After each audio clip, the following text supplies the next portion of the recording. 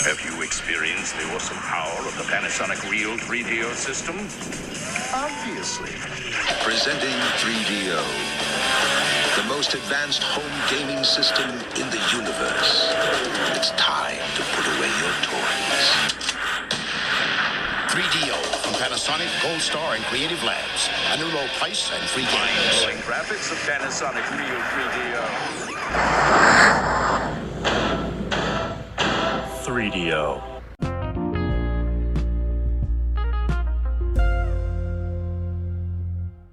Hello, everybody, and welcome back to the 3DO Experience, the 3DO retrospective podcast where we talk about the 3DO company, the console, and everything in between.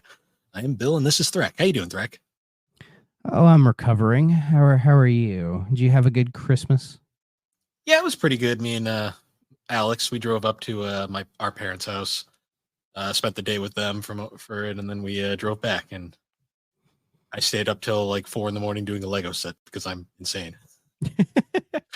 Yeah, it's good to see Alex is back. You know, she's back on her cursed memes, and I'm assuming she's back on the show. So I'm glad she's in a better spot as well. Yeah, nah, she's back. We actually did the season finale for GNC last week, so that should be coming out this upcoming weekend, and then we begin the preparations for season 4. So that's going to be a lot of work, but I'm looking forward to it. Sounds good, man. Sounds good. So yeah, for my Christmas, I was sick basically so Christmas Eve, everything was fine. In fact, Christmas Eve was actually a good time. And I indulged way too much in sugary confectionaries and stuff. So I woke up Christmas Day with like a horrible migraine, nausea, fatigue, the whole thing. Like I missed all the Christmas Day festivities, which to be fair with us, we don't do that much of. It's usually just Christmas Eve.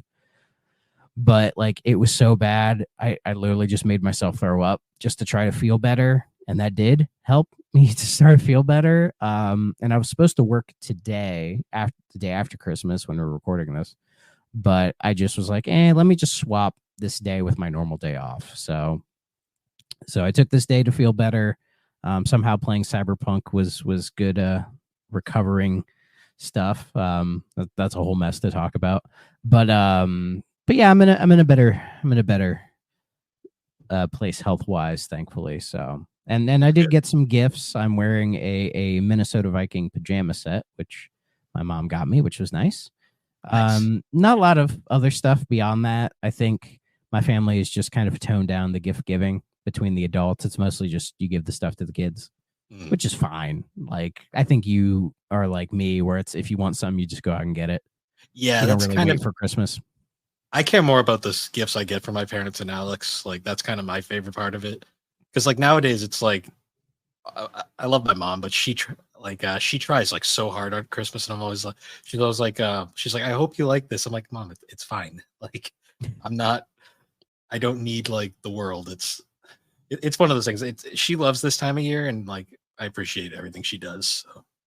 Yeah, we all love our moms out here. My mom puts a lot of work into this time as well, but that's usually more with like, you know, cooking food and just trying to have a good atmosphere for everybody to just kind of enjoy themselves in, that kind of thing. You know, she does when she goes all out with gifts, she does, but you know, she always tries to be sure everybody gets something. So I appreciate that. But yeah, she's great. So yeah. One of the things, so every year, me and my mom, we do like a yearly like trip. We'll go to like a race. So like last couple of years, we've been going to like NASCAR races. Like we went to like Martinsville, Richmond, Bristol, like all like the big tracks, just for like a 1 yearly trip where we'll go for like a weekend. She changed it up this year though. This year we're gonna go to an IndyCar race down in Alabama, so that'll be cool. Yeah. I'm told Indy races are a lot of fun. NASCAR annoys me a lot lately just because they're so wishy-washy on their rules, and the sport is kind of so inconsistent lately. IndyCar has actually been like really interesting because it's like the most like genuine like racing, like because all the cars are pretty much equal, and it's just about the craziness of like the races. Then they have like the greatest race of all time, which is like the Indy 500. So yeah, are the I hate to ask, but are the politics of NASCAR events a little apparent? Could that make the environment a little harsher? So that's actually the thing about NASCAR. Going to a race is great because everyone there is like fucking like the nicest people you will ever run into. It's just like watching the races now on TV is just fucking frustrating because you're like, you can clearly tell they're trying to chase like the popularity that they had back in '05, and it's never coming back. It's just one of those things. And Just kind of let it be, you know? yeah. Meanwhile, IndyCar is like pretty healthy with their actual racing package, but they just don't know how to freaking market their sport anymore.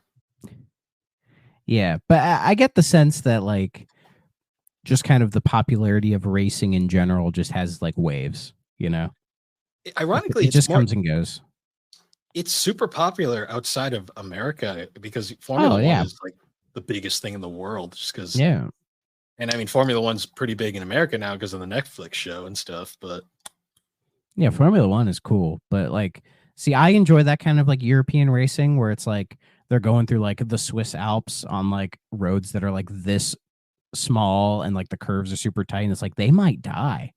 But, you know, that's fun. Rally racing where they're just like driving Yeah, through somebody's neighborhood, and if they make one wrong turn, there's like they're yes, that's the shit I like. Put some excitement into that, you know. yeah, racing in general is a really interesting sport. I get the whole aspect that it's boring to watch, but it's kind of like one of those things where like you just got to go to a race and like see it in person, and you end up getting hooked after. I could see that, but I think for us and for this show as well, we playing a racing game is definitely much more exciting, at least for me, and that works well because today we are talking about the Need for Speed presented by Road and Track. Quite possibly, in hindsight, thinking of all the games that released for 3DO, this might be the longest lasting, probably biggest like most probably the biggest like legendary series to ever come off of this thing. And nobody would have ever put these two together. You know? Like whenever people ask like what games debuted on 3DO, you can say Gex, but everyone knows Gex. That's kind of like the one that people know. If you want to like really shock someone, tell them that like Need for Speed got its start on 3DO.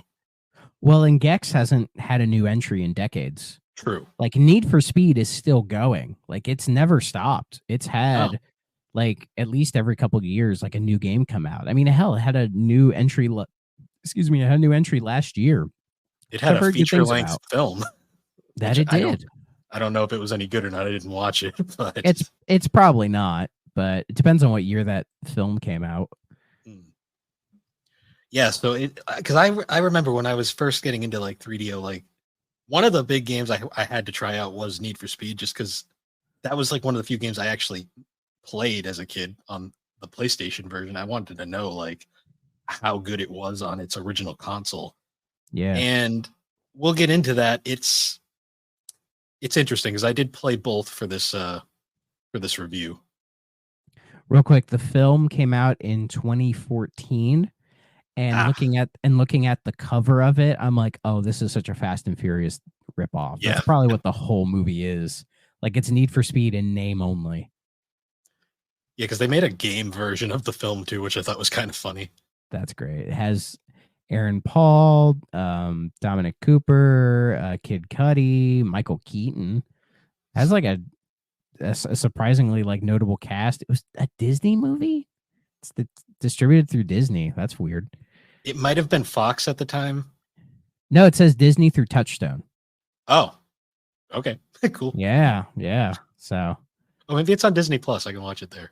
There you go. Yeah, report back because I'm not going to watch that stinker. No. But yeah, this game Need for Speed, the Need for Speed. This game was made for the 3DO. It was the first. Like it came on 3DO first. It was made for the system. So in a way, this game is the 3DO's legacy. Because even if you compare it to the game most people know and love from the 3DO, which is Road Rash, like both of them are EA properties. And when I was playing through Need for Speed, I couldn't help but feel there is some Road Rash DNA here. But it is doing something different with the Road Rash DNA. It's not trying to be a high octane combat kind of racer with weird fisheye lens people.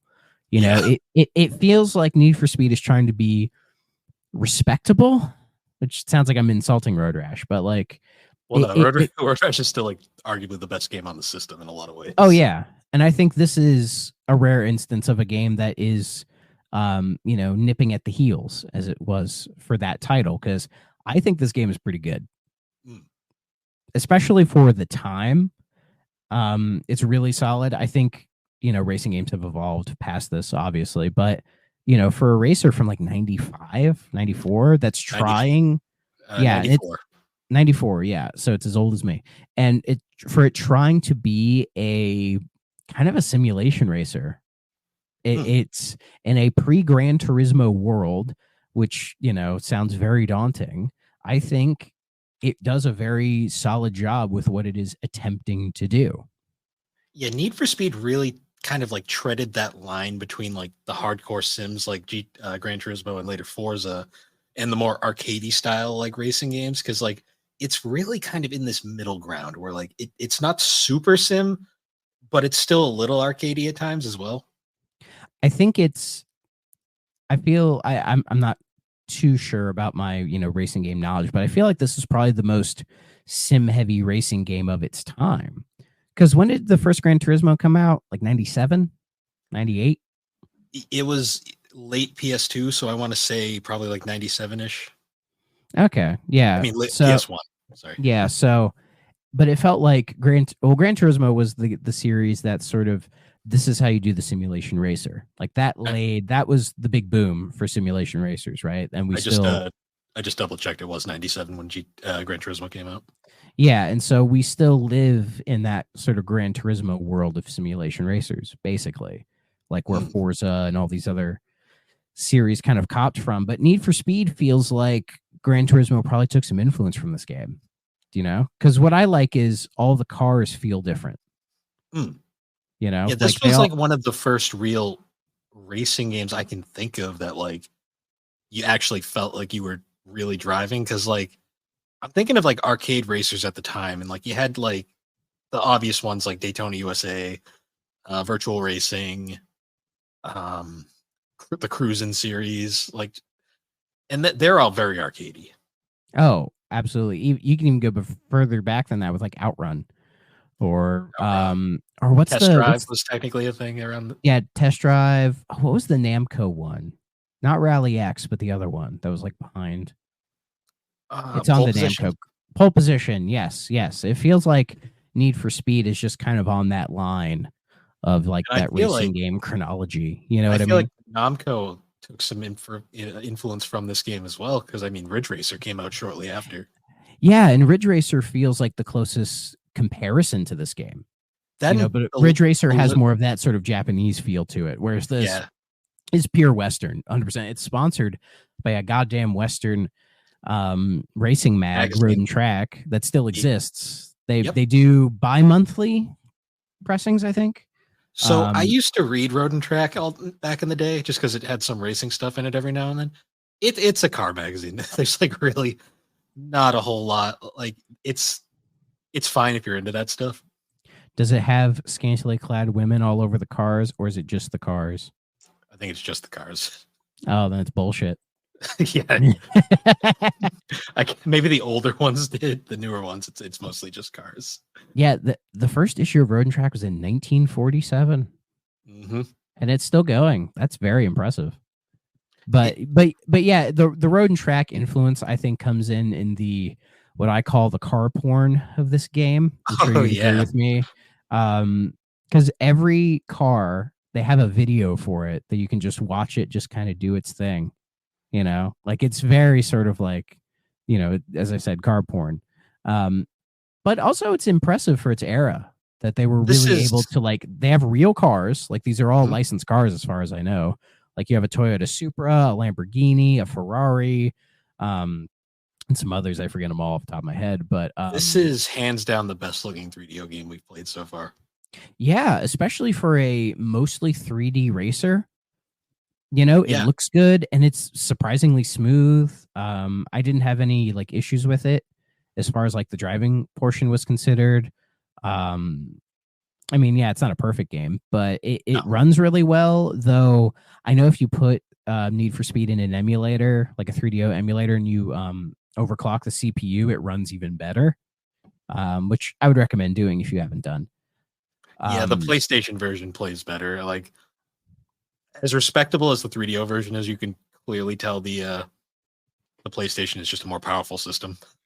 Yeah, for sure, for sure. One thing I didn't like about this game, as I had pointed out to you, was the menus. Oh, Yeah, so the 3DO menus for the listeners at home, basically it gives you a collage of like 5 images, and it doesn't tell you what any of them do. No, like it's trying to be intuitive. That's like, oh, the pictures of the cars. That's where you like select your car, or you'll just see like a random street. It's like, oh, those are like the track selections. The steering wheel is the options. The key is to start, and then there's just the random guy in the middle. It feels like they had to throw in some FMV just because it was like filling a quota or something. So they just have one guy who I don't have his name, but I think he must have been like on the dev team. I think he looks like a programmer. He doesn't look like a car guy, but he's not bad. He's not bad. He's kind of cheeky, and he has something kind of interesting to say at the end of every race, regardless of if you do well or not. You know, he's a bit of a shitbag, but I don't mind him. You know. The thing with these menus, like, and this like goes with pretty much every 3DO game, because it's kind of been a running theme, is that 3DO menus don't make any fucking sense most of the time. They don't. It's honestly just kind of, I think, a product of the time where 3DO was really the first console to try a lot of these things, and they clearly didn't know what the direction was going to be yet. So they tried all these quote unquote interesting ideas, and in hindsight, they haven't held up well, but for the time, they're at least unique. Yeah, for sure. And it has a style to it. But what I like about Need for Speed is that the style doesn't overtake the game. It's not a style over substance like some 3DO games we've played. Yeah. Still go ahead. I was going to say, and I can confirm the PlayStation, and also this game had a Saturn port as well. And I'm assuming the PC version as well. They all had a much more conventional menu system for their versions of the game, because that was the reason I played PlayStation, because I was like, because I remembered as a kid, I was like, the menus weren't this fucking confusing to me as a child. So I was like, I have to check and make sure. It was probably the PlayStation version, and sure enough, booting that up, I'm like, oh yeah, this is the typical 1-player, 2-player like challenge modes, all that jazz. So yeah, because like there's not that many modes in this game. You know, there's like it's basically just race to the end, and it's either race against this guy or you don't. And that's basically kind of it. And apparently the 3DO version only has the three courses you can choose, which all have like 3 tracks each, whereas the other ones have, I think, 6. Yeah, PlayStation and Saturn added an additional 3 courses. You could tell with the PlayStation Saturn versions, EA was basically just taking the game and cleaning it up for the modern systems. Yeah. Though I will say the tracks aren't bad. Like they're fun. They're very road rashy, you know, or it's like mostly straight lines with some slight turns here and there. But they do a lot with the environment, you know, where it's like you go under tunnels and like Road Rash, there's cars you have to avoid. But there was one, I think it was like on the coast, where you get to a certain section, there's just a bunch of hot air balloons up in the sky. Yeah, that was really cool. There is some really solid window dressing in all the tracks, which give it some extra flair. It's interesting to me too, because the 3DO infamously wasn't particularly, despite its name, was not the best console in terms of 3DO power. I mean, 3D graphical power. This game to me though surprised me, because there is some really good polygon work. Like, it looks honestly like they took the Road Rash engine and just like upgraded it and made it like full 3D, which is really impressive. Yeah, I think that's what they did, because I mean the game feels like Road Rash in some ways. And one thing I liked is if you ever spin out and you see the front of the car, like they modeled all of these cars 3D in like the 3D to look exactly like they do in real life, which I was genuinely impressed by that as well. Like the technology in this game is surprisingly solid for what it This is, game and looks the better than. technology. Go ahead. I was gonna say this game looks better than some racers on like early racers on PS1. So Oh, for sure, for sure, and the technology doesn't get in the way of the driving as yes. well. So, because I played through all of these on the novice difficulty, beat all of those, which was it's pretty easy to do, and then I went to intermediate, which was more of a challenge, but not terrible. I lost some races, but I won some. I didn't even attempt the pro because the pro is when it makes you manually shift. Which to Yes. be fair, shifting in this game is tough. It's just the shoulder buttons, and just kind of knowing when to hit them. So I'm sure it like the learning curve isn't ridiculous or anything like that. And like Road Rash, you can also run away from the cops. Like a notable theme in the Need for Speed series, Hot Pursuit and Most Wanted and all that is trying to avoid the police, and it's right here in the original game as well. And for the most part, you won't run into any issues. I had one race, I got pulled over like 3 times just because I kept accidentally hitting like another car when a cop was coming up to me. And you get a funny little still image of them giving you a ticket, and it just says speeding on it, which is really funny. And then at the end of that race, the dude, I'm sure he has a name. I'm just gonna call him the dude. He was just like, man, you gotta work out those parking tickets or the speeding tickets, man. You're just fucking up basically. And it's like, shut up, you asshole. But but it was funny, Because before playing this game, did you have any Need for Speed? Did you play any of the other games in the series? Oh, I played like 1 through. So I played all the classics, like Need for Speed 1 all the way up to Hot Pursuit 2 on a PlayStation 2. And then I played the Underground games. I kind of fell off after that because they got real. That's when they started getting super technical, and they kind of lost the kind of just like fun racing feel that they had. Then I moved on to just other games by that point. But all Need for Speed, like the reason why I really wanted to play this game is just because I love racing games, and like Need for Speed was just great as it was. Yeah, for sure. And I had some limited knowledge of Need for Speed. Like I remember years ago, I got like this collection of like 4 PC games, and one of them was Need for Speed. I can't remember if it was Hot Pursuit 1 or Hot Pursuit 2 because they both look familiar to me, and they both had PC releases. And I remember enjoying that game. And I have the Game Boy Advance version of Porsche Unleashed. In fact, Porsche Unleashed, which I remember playing that a lot and thought it was pretty impressive for a GBA game. And then I remember with my GameCube, I had the original Underground, and I still really liked Underground 1. Like it's really cool. Like I enjoyed the theming of that game. It ties in with like the early Fast and Furious movies, like the first like 2 or whatever. It definitely fits in with that sort of underground street racing world, I guess. But other than that, I haven't played any other Need for Speed since the original Underground. But I was never the biggest racing game guy, Yeah. So I actually picked up Need for Speed Most Wanted, not the original Most Wanted, the remake that they did years later. Well, not remake. I think it's just they made another Most Wanted. I picked it up on the Vita just for to have more racing games on my Vita. It's not bad. Is that the one they did the like they ported everything to, or am I thinking of a different one? I think I'm thinking Hot Pursuit. You might be thinking Hot Pursuit. Because when they rebooted Hot Pursuit, and then a couple years ago they put it on like everything. Yeah, I think that's the one, because I know. Okay. Most Wanted got Most Wanted came out on the Vita when it came out on the consoles as well. Okay. Yeah, I think you're right. And at that point they were being made by Criterion, the Burnout developers. Yep, they were. Because they originally weren't made by them. They were made by EA Black Box for a long time. The original the development of Need for Speed is actually really confusing because they've been through so many developers over the years. The original game, and I believe its first few sequels, were developed by EA Canada, who is now EA Vancouver, I believe. Yeah. Eventually, development got moved over to Black Box, who was the main developer for the series for a long time. I'm not even sure if Black Box is still around, to be honest. It says was, so probably not.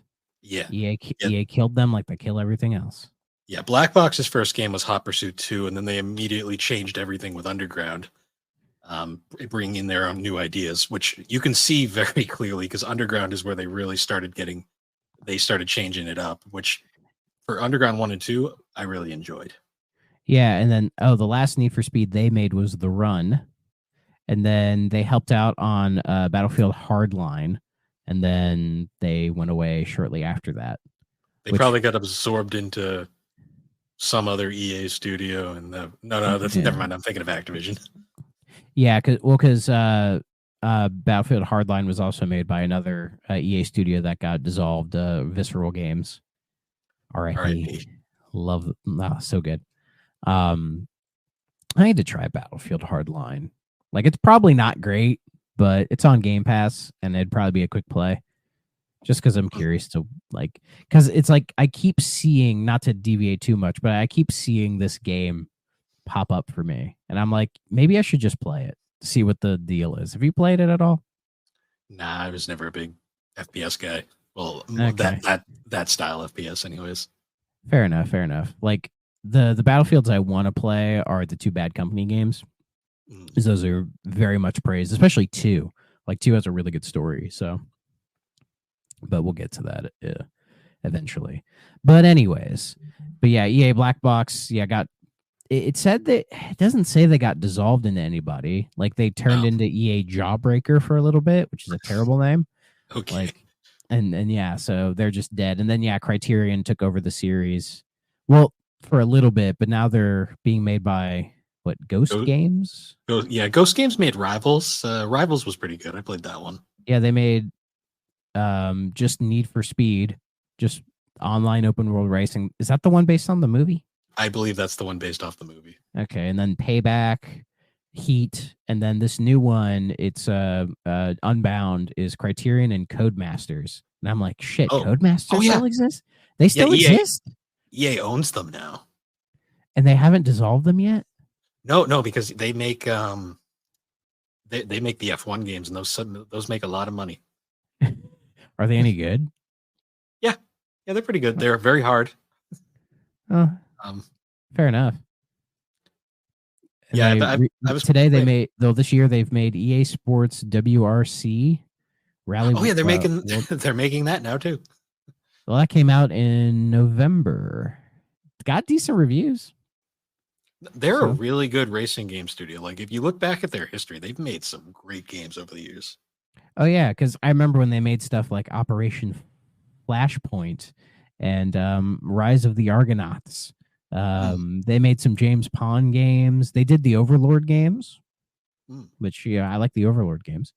They did a bunch of random stuff. I swear, they had like a game, like a PS2 GameCube era game. Oh yeah, they did Second Sight. That's a real cool game. You ever played Second Sight? That sounds familiar. I'll have to look it up because Oh, they published it. They didn't develop it. Free Radical Design developed it, but it's like a science fiction action adventure game where it's like there's like a parapsychology in it, and you're kind of like losing your mind as you play the game. It's an interesting game. It's one that kind of fell through the cracks back in the day, but I actually think it's not bad. Yeah, it's crazy, and like we were talking a little bit off camera, but like we mentioned like the Burnout series. I believe Burnout is like one of the biggest series that was inspired by Need for Speed directly. Yeah, and the dev team that made the Burnout games eventually started making the Need for Speed games. Yep. So, and it's weird that we haven't had a Burnout game, like a new Burnout game, since Burnout Crash in 2011.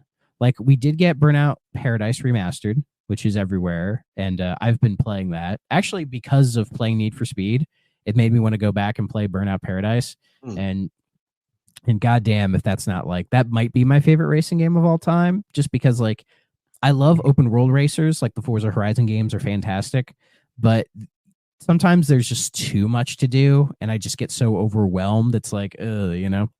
Yeah, But it's Burnout Paradise, for being open world, it's still very streamlined, and you can just kind of make your own fun in it. You know, like you can either do all the challenges to get all the rate to upgrade your license, or you can just drive around breaking all of the billboards you can find and yep. just randomly crashing people. Like Burnout Paradise is so good. Like apparently it's a divisive game for Burnout fans in the series, but I haven't played enough of the rest of the games to know why. But for me, it's like the might just be like the perfect racer for me. Like it's very pick up and play arcadey. But it's so easy to get like sucked into it. You know what I mean? Like it's just big enough.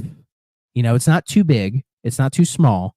It's just big enough to where you can spend like an hour and kind of like roughly see the whole map, you know? But there's so many unique locales in Paradise that it's easy just kind of get stuck in one little like area, like, oh, the woods area, and then you like go out into the main metropolitan city area, and then you go on Big Surf Island where even crazier shit happens. You know, like it's a good time. And these days it feels like racing games, like I think arcade racers are trying to make a comeback, but I feel like they're not sticking as well as people would have hoped, you know, because I remember when Cruise and Blast came out on Switch, a lot of people tried to make that a big deal. And it is a very fun game, but it didn't really set the world on fire, but I wasn't necessarily expecting it to, you know? Yeah, it's interesting. Like the racing game kind of went through a lull there for a while, and it's like just now starting to like pick it back up. Like I think one of the series that really helped repopularize it was actually Forza, especially with like the Forza Horizon games. Oh, because the Forza Horizons are fantastic. They're so much fun. Like, because you can make those as arcadey or a simulation as you want. They let you do both, and both are rewarding in their own ways. Like I've played some Forza Motorsport. I really like Motorsport, but I don't know, just Horizon kind of fits more just because I like when crazy shit happens in racing games. You know what I mean? When they're just over the top ridiculous. But there is some fun to be had in the more Gran Turismo style simulation racers, which obviously Gran Turismo is still going. It had a fucking movie of all series to get a movie, and the movie isn't about, like, it's not like an in-universe like story. It's about like a video game competition where like, oh, you're really good at Gran Turismo? Well, we're going to make you an actual driver, which I don't think that's how that works. Well, there's a few NASCAR drivers that made it big on iRacing, so. Yeah. I mean, there is a way to make racing games that simulation. Like I've seen the rigs, you know, with the wheel and the crazy feedback and all that, which is impressive, but it's also at the same time, just get a car. Just drive a fucking car around, you know? Like I can't get into that much, you know, because it's like I drive and I don't necessarily want to have that kind of experience like doing like a race kind of a thing. Like that's not what I want. I'd rather just put a controller in my hand and do it. But still good for them. And I mean, and with Need for Speed Unbound existing as well, it's like there is still a market for racing games. Even and Unbound feels much more like a race, like an arcadey style racing game. Like there's like cartoon sort of effects sprinkled throughout the game and everything. It has that Criterion stamp on it, because that's what I like about the Criterion stuff I've played, is that they don't take it too seriously. You can tell that EA still very much cares about Need for Speed. Yeah, but they don't care about Burnout at all. Which I feel like if you wanted to do a new Burnout game, I think it would work. I think people would be excited to see that name come back and to have something. But like, what would you do? Would you do another like a Takedown or like a revenge style game? Would you do another Burnout Paradise? You know, like what would you do? I think it would probably be better to do like a Burnout 3 or Burnout Revenge. Like those are like the games everybody loves from that series that I've never played. And it's like, instead of just doing another open world racer, you know, like give it that signature Burnout style if they were to bring it back, you know. But I don't know. But yeah, as you said, EA values Need for Speed much more. And I think it's just because they can do a lot more with the Need for Speed series, you know, because they've had like this, like some of the early games are much more kind of borderline simulation based. but not like hardcore. And then they Yeah. can do like this stuff like Unbound, which is much more arcadey and kind of silly. Like it can kind of, weave in and out of what it wants to do, which I think helps, because with Burnout, it's the whole thing is the crashes and the crazy excitement. Is like, how many times can you make that before people get sick of it, Also, Need for Speed is just a recognizable name. Like when you think racing games, like everybody knows Need for Speed. Yeah. It's just been around for so long. Even if you've never played it, like, know. Yeah, like, because it's like, I was talking to a friend about like racing games once, and they were kind of like, they were kind of just like nodding along to the conversation. Then I brought up Need for Speed, and they immediately like perked up, and I'm like, okay, so you know this one. Yeah. And it's one of the best-selling video game franchises of all time, actually. Like, it's above Resident Evil. So it's also like just like I always loved how stylized the series kind of was. Like, yeah, and this game has a style. Oh yeah, like the box art for this game is iconic to me in a lot of ways. Like, it's weird because it has the Road and Track advertisement just plastered right across it, but it's also it's also the only game that used the Need for Speed as the title, because they dropped the very quickly after. And just that like Corvette, I'm assuming that's a Corvette on the side, like with the wheel. That's just like I've known that cover art. That cover art's been in my head since I was like 5 years old. Yeah, I mean, I could see why. It's a very striking cover. And for some reason in Japan, it's not called Need for Speed. It's called Overdriving. Which there's probably there's probably some weird licensing issue. Mm-hmm. Though I'm sure you'll know this. Road and Track sponsored another racing game. Do you know which one that is? I don't remember off the top of my head. Okay. It was like a sim racer on like computer from like 1992. A game called Grand Prix Unlimited. Oh yeah, I remember that. I completely forgot Road and Track published partnered with them. Yeah, made by Accolade, or our good buddies Accolade. Ah, the guys who made Test Drive. That's funny. And Bubsy. But yeah, they did make I've never played a Test Drive game. They're so hit or miss. Like Test Drive 6, great game. Isn't the one everyone likes on the Dreamcast? Le Mans? Oh, is that the one everyone likes? Test Drive Le Mans is way better than it has any right to be. Okay. Is that the one to play? So in terms of test drives, I highly recommend I say 6. 6 for the old ones. Le Mans, if you want just a general, like really good sim racer.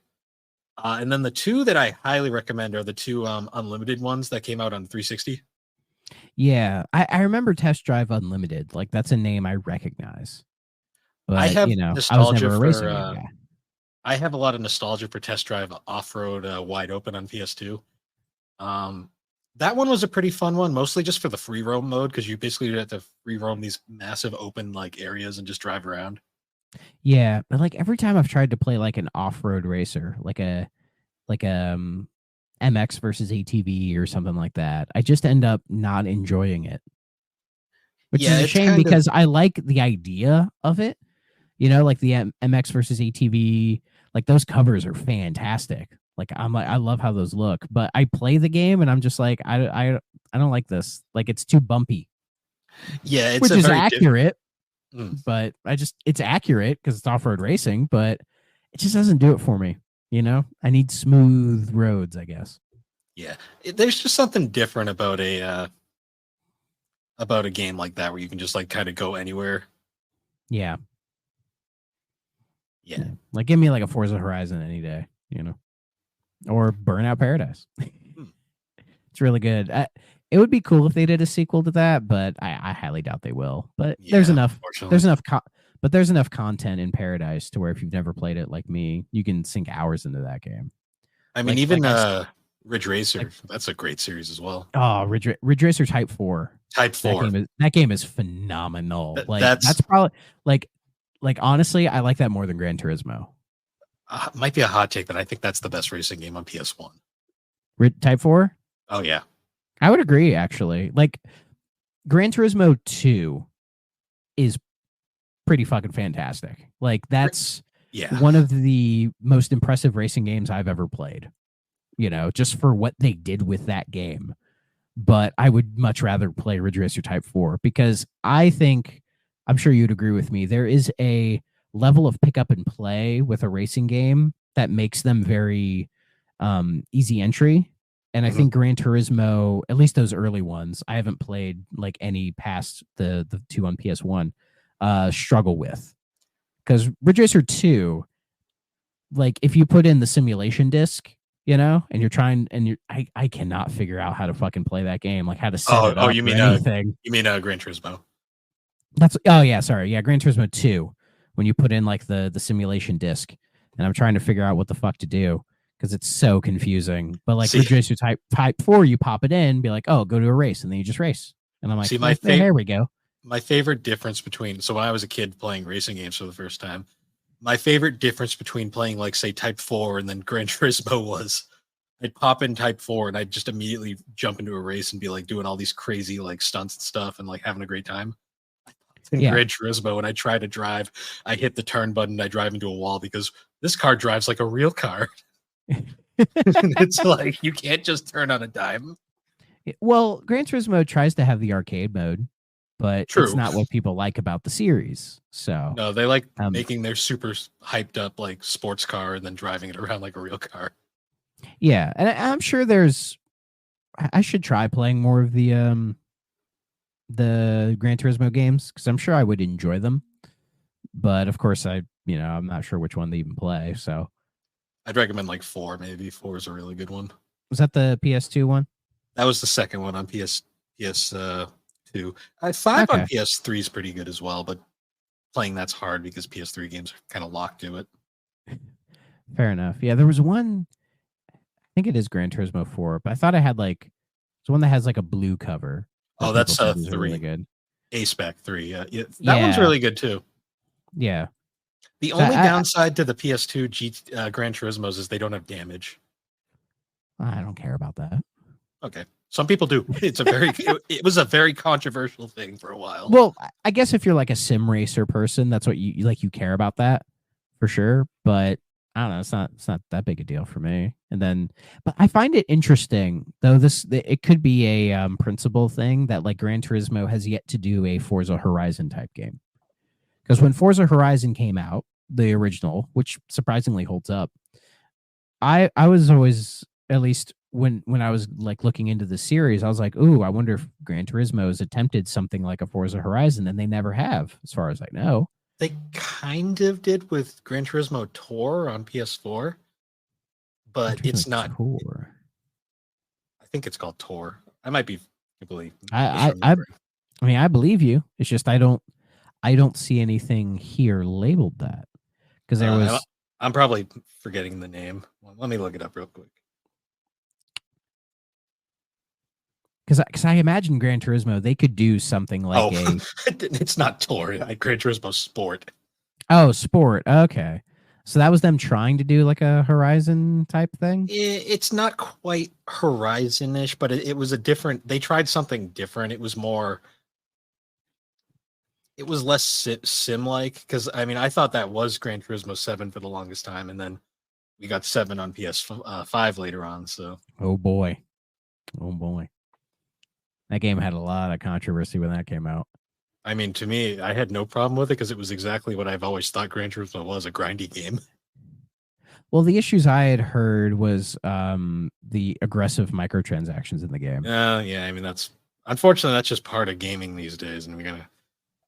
Yeah, to an extent. Yeah. I guess it depends on the game you're playing, because, like, I mean, I'm sure it exists in, like, Forza Horizon, but, like, I guess I just, like, gloss over it. But then again, with the Horizon games, it's like, oh, you can just, you're not trying to compete with people. At least I'm not. I'm just driving around having fun. So I don't really worry about that. But I imagine with Gran Turismo, it being more a competitive game, that could definitely be an issue. Yeah. Say with Madden, for example, how it's like essentially a competitive online game these days. And that's why it sucks. And they want you to buy like the Madden Ultimate Team cards and everything. So, but it's kind of sad. We've kind of completely drifted away from Need for Speed, and unfortunately, as much as Need for Speed is a great game, there's just not a lot of game because it's very bare bones. You can tell it's the first one. Yeah, but what's there is good, you know, and I don't have enough knowledge about the rest of the series to really comment, you know, but I know They, my time they with only the get Need for better. Speed series Like, has been good. Oh yeah. Like if it were up to me, I would be like, let's like play Underground 1 and 2 and talk about that, you know, oh yeah, because I'm sure there's a lot to talk about with those games. I used to be dog shit at that game, but I loved customizing the cars, you know, where they would be like that slow, you know, like just kind of in that like little light cruise mode through just some giant ass parking garage that never ends. And it's just playing like mid 2000s hip hop music that you'd hear at like middle school dances, oh yeah. you know, They like Lil Jon and Usher all over there while you're just like trying to pimp your car out when you're like a white boy who knows nothing about this stuff, you know, to like the that's window what to I the remember wall. more. Oh God. Oh Jesus. Oh, You know love what? that song. Why? You know why I bring that song up? Love you Because bringing that song up. just a little tangent. I don't know if we brought this A up little tangent. the GBA episode we did, but these games, Need for Speed Underground was ported over to Game Boy Advance, and they brought the soundtracks with them, and they're horribly bit crushed, and it's the greatest thing ever.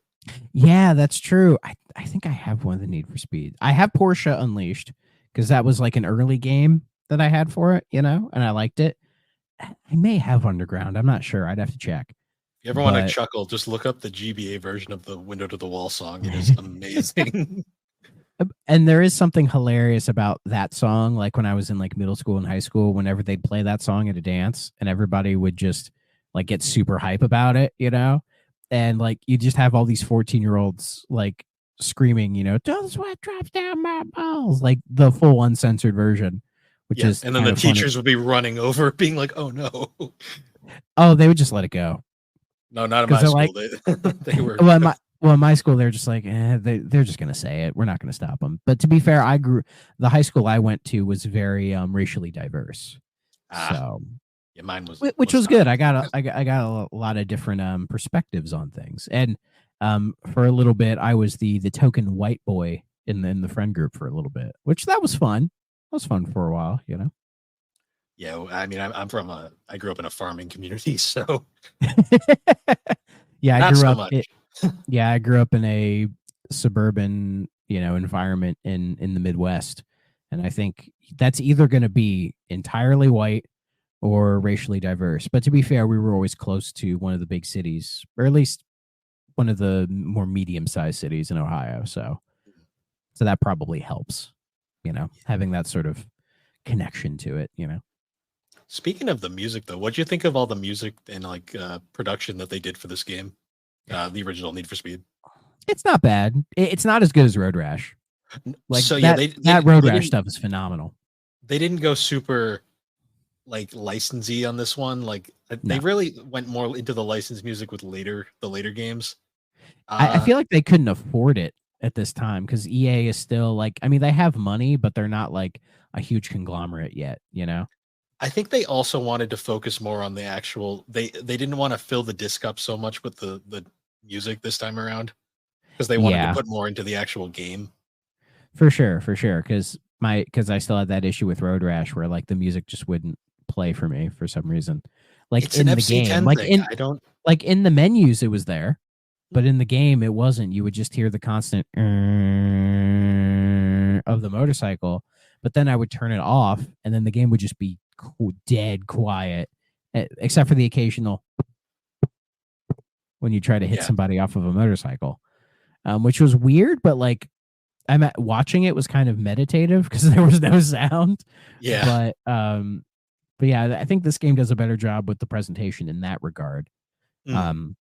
And yeah, it definitely feels like a precursor to like a more Gran Turismo style sim racer, you know, because I wouldn't be surprised if Polyphony Digital, I think if I'm saying that right, played this game and thought, oh, we could go even further than this, you know, because even the first Gran Turismo is more simmy than this, but it's Yeah. not impossible to play, at least from my experience with it. We always got to remember Polyphony's first game was a kart racer. That it was the what was that game called? Motor Tune Grand Prix. That's right. I've never played that game. It's really fun. Like you can see a lot of like the early Polyphony like touching it, and it's a fun little racer. We never got the first one though. We only got the second one. Yeah. And outside of Gran Turismo, they've only done like a couple of other games. Like they did like a shoot 'em up called Omega Boost. So that game is really interesting to me because it's the only non-racing game they've ever made, and yes, it was actually made. So during that point of time, a lot of Polyphony's staff was actually composed of they had absorbed basically after Sega shut down Team Andromeda, they had absorbed a bunch of Team Andromeda into Polyphony, and that was basically the Panzer Dragoon team's like final hurrah doing a rail shooter.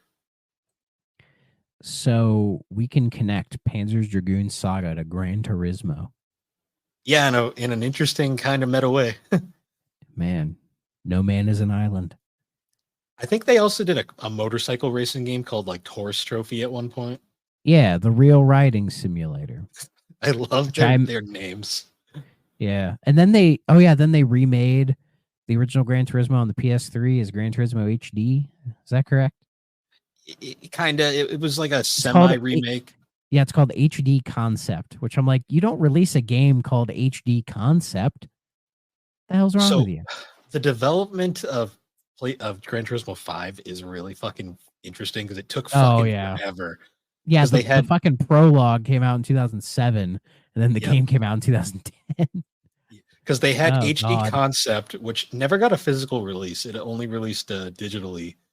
That was just to test the waters of HD. Then they did Prologue, and they were like, "Look what we can do with HD." And then it's like, the full game's coming soon. Here's a PSP game. I've played the PSP Turismo. That's a solid game. As much as I think Forza has eclipsed them in a lot of ways, you can't deny Polyphony makes great stuff. Oh, for sure. Yeah, like I've put more time into the Forza series overall. You know, of course, I'm an Xbox guy. And I think like Forza Horizon is probably like the premier racing series, even though it's funny to see people online complain about like, oh, Forza 1 and 2 were good, or no, 1 through 3 were good, but 4 and 5 are bad. And I'm like, what the fuck are you people complaining about? I mean, Gran Turismo fans do the same thing. So what I've gathered is the Forza Horizon series hasn't evolved much past 3, and that 4 and 5 are just kind of more of the same. Yeah. And there is some truth in that, but I feel it's like they're so good, it doesn't matter. Like, because Horizon 5 is such a fun game to play. Even Horizon 4 and 3 are also super fun to play. So I don't care that much. And the team that makes them, I can't think of their name off the top of my head. They're working on the Fable reboot now. So it'll probably be a good while before we get Playground. It'll be a while before we get like another Horizon game from them, because the Fable reboot, hopefully that's not 24. That'll probably be 25, I think. But that's fine. It'll give me enough time to play that series. But in any case, the world of racing games is an interesting kind of world, you know, because it's like it's such a basic concept, you know. It's like racing games have been around forever because it's like the easiest thing to make a game out of, right? And there are so many different styles of racing games. Oh yeah, you know, you'd never expect racing games to be one of the most like diverse series in gaming. Yeah, but diverse genres. Yeah, but then being some of the most popular makes all the sense in the world. Especially with like, you know, how Gran Turismo, it's like even the PS3 games look amazing. Like even if that came out today, people would be like, that shit looks good, you know? And then you just kind of mix that with like some games having better pick up and play gameplay than others. You know, it's just so easy to kind of enjoy a racing game, you know? Oh yeah. But not everybody's going to be like you, who just knows all the in and outs of all these different series and is kind of a connoisseur of the racing genre. Most people are going to be like me, who are like, oh, I've played a few of them here and there, and they're really good. But see, the thing about racing games that's so fun is like, because they straddle that weird line of like sports games, a lot of them are like worthless. And you can just go to like any retro game store, browse, say their PS1, like PS2, Xbox, like a used game library, and you'll find like 30 racing games all for like $1 or $2 a piece. So it's like, Yeah, that is weird because I don't consider racing games sports games. I think they're their own genre. You know? Yeah, they straddle that weird line, and it's like because of that. I mean, it makes it great for collectors of them. But then also there are some racing games that are just incredibly expensive. Like Yeah. like I think one of the most expensive GBA games is like a Sega Rally GT Championship or whatever. Like that game is ridiculously priced. Tokyo Extreme Racer 2 on the Dreamcast is like absurdly expensive for whatever reason. Yeah, like you'll get those ones here and there that are like, why is that so pricey? Because you see and you're like, it's just a racing game. You know, like well, there's Car Battler Joe, but that's kind of like a car racer RPG kind of thing. You know, that's a little different. Oh yeah, Moto Racer Advance, that's the one. That's like loose is like almost $200, and it's like, why the fuck is this game almost $200? It's just a racing game. You know, like Yeah. I imagine like the Gran Turismos. Like I'm sure they're not worthless, but they're not like super fucking expensive. So they're cheap because they were all produced to hell. There's tons of them out there. Yeah, like isn't the best selling game on the PS1 Gran Turismo? It's either Gran Turismo or Gran Turismo 2. Yeah, which blows my mind. I think PS2 is PS2 is GTA San Andreas, but I think the best selling Sony game is Gran Turismo 3. Yeah, like that's just so wacky, you know? Oh yeah. But people like their racing games. I mean, to be fair though, Gran Turismo still I think was a cultural phenomenon when it came out. Yeah, I think that was the right game at the right time because it being a racing game with that kind of style definitely appealed to the PS1 audience that they were trying to get at the time. And it kind of goes with that visceral thing of like video games. It's like, oh yeah, I got to have a racing game because it's fun because they're at the end of the day, they're fun. And when they're made well, like a Ridge Racer Type 4, a Burnout Paradise, a Forza Horizon 5, like those games are fun, you know, and you can spend hours just driving around and just doing random shit or just constantly going in races over and over. Even Mario Kart. I haven't even fucking brought up Mario Kart because I think it's overrated, but they're great games, you know, like Mario Kart 8 is one of the best selling games of all time, you know, which is fucking incredible. It is, but I'm sick of it. True. Very true. But when the next Mario Kart comes out, Mario Kart 9 or 10 or whatever the fuck it's going to be called, like that game is going to sell like crazy. We all know it. We're all going to buy it and we're all going to play it. So we're all going to be mad about getting blue shelled. Yeah, as we always do, but it is what it is. So yeah. But yeah, coming around, the original Need for Speed, I mean, it's not a bad game for what it is. For being the first in a series, it holds up a lot better than you'd think it would. It's not perfect, but no, those menus need help. Yeah, those menus need help, and it does feel aged in a lot of ways, but I think it holds up a lot better than some would give it credit for. And it birthed the series that still goes strong to this day. You know, it's kind of like a mid-tier series, I guess, that it's like a series we know about and that it sells well, but we wouldn't consider it like this big juggernaut series, like say a Gran Turismo or even like a Forza. Yeah. You know, where those are kind of elevated to be like, those are the big ones, right? Even like a Mario Kart, like those are the big ones. Need for Speed's like right below that, but it still hangs. And, you know, who knows, I may start dipping my toes into more of them, especially because with Game Pass, you know, they're all available there. In fact, Burnout Paradise was Game Pass. That's how I downloaded it. And it's been a great ass time. So who knows? No, by far. So before we get into must play, stay away. Okay. I will say no memory manager. Oh, well, I mean, yeah. Well, I mean, what save data do you have in this game? Except your high score, maybe, but yeah, not a lot. I don't even know how it gauges that score. I have no idea. Yeah. But who cares? So for must play, okay, stay away. I'm gonna say must play. I'm gonna go there because I feel like it's such a piece of history, and it's not an infuriating. It's not like Alone in the Dark where you played and you're like, yeah, I get why this is important, but this plays like shit. you can play Need for Speed and be like, I get why this is important, and it's still pretty fun to play in a lot of ways. I'm going to say must play. I agree. I said, you know what? Fuck it. It's a must play. That's what I said when I was playing it, because it's not a bad game by any means. You know, it's historically important. It surprisingly holds up, and it's kind of worth playing to sort of see the evolution of racing games. You know, like this is sort of how we get from Virtua Racing to Gran Turismo is like this game, basically. Yeah. So it's important in that context, and it birthed a series that, you know, still goes on and still has its fans. So a series that I think hits its 30 year anniversary next year. 30. I know. Trust me, I know. And yeah, like that series still has its fans, and it's a series that hasn't like completely dropped off. As far as I know, it never had surprisingly for an EA series, it never had like a period of just like, oh, all these games are shit. You know, there's probably some bad ones in there, but for the most part, people still talk about the series well. They're like, yeah, those games still hold up. So I don't think there's a need to count for something.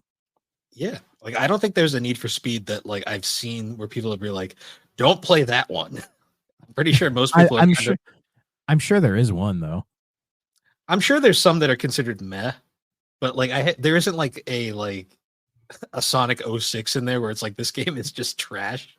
Oh, if there is one, please let us know, because I want to play that one. Yeah. So then other question I have is, obviously in terms of racing games for 3DO that we've played so far, I mean, it's better than Crash and Burn. That's not even an argument. Yeah. The real question is though, Need for Speed or Road Rash? Like, oh, Road Rash. Yeah.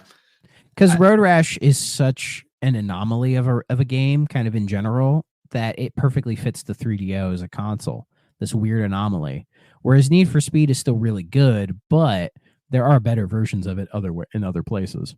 True. But it is still up there as like something to be worth playing. Yeah, because I mean, I still say out of all the games we've played so far, I still put Road Rash at number 1, like best game on the system. Yeah, honestly, this is probably number 2. Yeah, it's like this and then Madden, I think, are like the 3 best games for the system at the moment. Ironically, 3 EA games. Racing and sports. That's what the 3DO does best, I guess. Yeah, I mean, I guess the best original game. Other than that, I mean, it's like either like Return Fire or like Twisted, but those are like hard to recommend. I'd give that to Return Fire. Yeah, because I really enjoyed Return Fire. Whereas Twisted, like I still think about that game once in a while, but I never think about putting it in again. I just go, that was weird. I subjected a friend of mine to that, and he still talks to me. So Twisted Twisted's definitely a game I recommend like playing with like people who have never experienced it, just to see their reactions. Sure. Oh, for sure. Like if I ever find a woman desperate enough to date me, I'm gonna be like, babe, you have to play this game with me, and I'm gonna make her play it, and that will be fun. Or when my son gets old enough, I'm gonna try to play this with him just to see how he feels about it as well, because that would be interesting to get like a 7 or 8 year old's take on this game. Yeah. So I feel like he'd either like it or just be like, can we just do something else, Dad? I want to play the Switch. Can I play the Switch? Like, yeah, go play the Switch. So, yeah, that's awesome. But yeah, so another double must play. We've had a couple. I think we've had like 3 of them at this point now. Yeah, I think so. I think that it's literally Road Rash, Madden, and this. Oh yeah, I know where my priorities are. I mean, it's good because we've had a bunch of stinkers lately. Because I mean, the last couple of games were like D. I mean, it's hard. I mean, horror games typically don't age well. I mean, hell, I was looking at footage of, I think it was Outlast recently, and that game's not even that old. But I'm like, man, this doesn't hold up. No, it doesn't. It's not even that old. Yeah. So you just got to get horror done right, you know? Yeah. All right. Well, this one we made about an hour, so I figured this is a good enough time as any to sign off. I guess before we do that, though, what game do you think we should play next? Well, I gave you 2 choices, and it was though we could maybe throw it to the audience if you want. I was thinking, let's do something a little different and choose some puzzle games. And there were two puzzle games that came to mind. One is Icebreaker, which is like a game where you're a triangle and you shoot other triangles. And then a game called The Incredible Machine, which is essentially Rube Goldberg contraption, the video game. So both of them I've played, and I have feelings on both already. But either if you want to decide it now, or if you want to let the listeners decide for us, I'm cool either way. You know, last time we did a poll, it went very well. So I think actually, yeah, let's do that. And I guess if we need a third puzzle game, I can throw in Shanghai Triple Threat, I guess. That's a puzzle if game. you want. We If can you talk isn't that about- just a mahjong game? Yeah, it is, but If we can get an hour out of that, we're fucking geniuses. if we can get half an hour out of that, that would be impressive. Yeah, out of a flash game. It's got a really catchy background song. That's about all I It can does. say. But I'll give it that. yeah. So I'll run a poll. Is it Icebreaker? Icebreaker, yeah. Have you not So played Icebreaker? I don't think I have. I'll have to look into that. Okay. I'd be curious to your take on it. Yeah, so I'll do that a poll. Icebreaker, Incredible Machine, and Shanghai is a joke. Someone's going to vote for it as a joke, or they're going to make us play it. I'm going to hate you people if you do that. Will over on the novel console one is probably going to vote for it just to troll us. But Of course. yeah, all right. But yeah, so we'll do that. So I'll definitely have that going on the Twitter. By the time, this will be out tomorrow. So, Sounds good. but anyways, guys, once again, thanks for joining us on the 3DO Experience. You can find 3DO Experience on all the podcasting platforms. And you can find all of our links at linktree/the Games, and you can join the GNC Podcast Network Discord server to keep up with all things GNC, 3DO, and Geek Addicts. And before we go, go ahead. if you don't mind, I'm going to pitch my old King Crimson podcast, Frame by Frame, has returned. We finally did an episode on the song Starless, ending the Red album. So it's probably that show is probably coming back in a more semi-regular basis. So if you're interested in anything King Crimson, please check that podcast out. I would greatly appreciate it. It's a pet project I've had for a long time, but I'm glad to see it getting somewhat back. So if y'all would listen to that, I would greatly appreciate it. Yeah, I'll throw a link to that in the description for this episode. All right. And with that, guys, we will see you all later. Bye-bye. If you're not playing on a 3DO system,